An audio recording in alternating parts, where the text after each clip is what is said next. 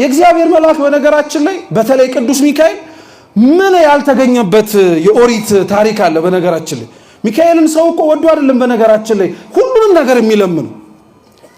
ኢያሱ ጋር ስትሄዱ ጠላቶቹን ድል የሚያደርግ ሰይፍ ይዞ ቆሞ እንዳትፈራ እንዳትደነግጥ ብሎ የሚናገር መልአክ ሆኖ ታገኙታላችሁ።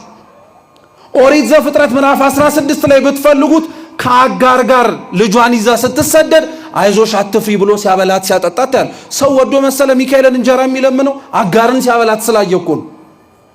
ሰው ወዶ መሰለ ሚካኤልን እርዳኝ የሚለው እስራኤልን ሲራዳ ስለተመለከተ እኮ ነው።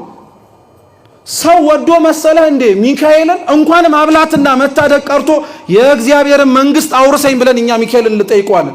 ለምን ብላችሁ አትጠይቁም? አንደኛ ነገሥት ምዕራፍ 19 ላይ ኤልያስ ወደ መጣበትና ወደ ከፍታው ቦታ ላይ ለመሄድ የሳት ሰረገላ መጥቶ ከመንጠቁ በፊት የእግዚአብሔር መልአክ ቀሰቀሰውና ብላ አለው።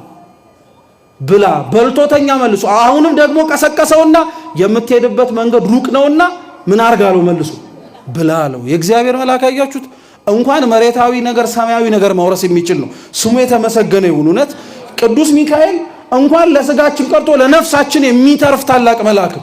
ይሄው ኤልያስን እኮ አሳያችሁ ከነበረበት መሬት ወደ ሰማይ እንዲሄድ ምግብ ብላ ያለው እሱ ነው። ዛሬም ቅዱስ ሚካኤል በነገራችን ላይ እንዲህ አይነት ሰባኪ ነው። ሚካኤል እንዲህ አይነት ሰባኪ ነው። ስብከት ምንድነው ብላችሁ ብትጠይቁት ሚካኤልን የምትሄዱበት መንገድ ሩቅ ነውና ምን አርጉ ነው የሚለው ብላ ቁረብ ነው የሚለው። ሌላ ተአምር የሚመጣ እንዳይመስል ቁረብ ነው የሚለው። ቶሎ ቶሎ ብላ ቶሎ ቶሎ ብላ ቅዱስ ሥጋውን ክቡር ደሙን ውሰድ። የምትጓዘው መንገድ ሩቅ ነው። የምትሄድበት የምትጠራበት አገልግሎት ሰፊ ነው። ስለዚህ ተዘጋጅ ነው።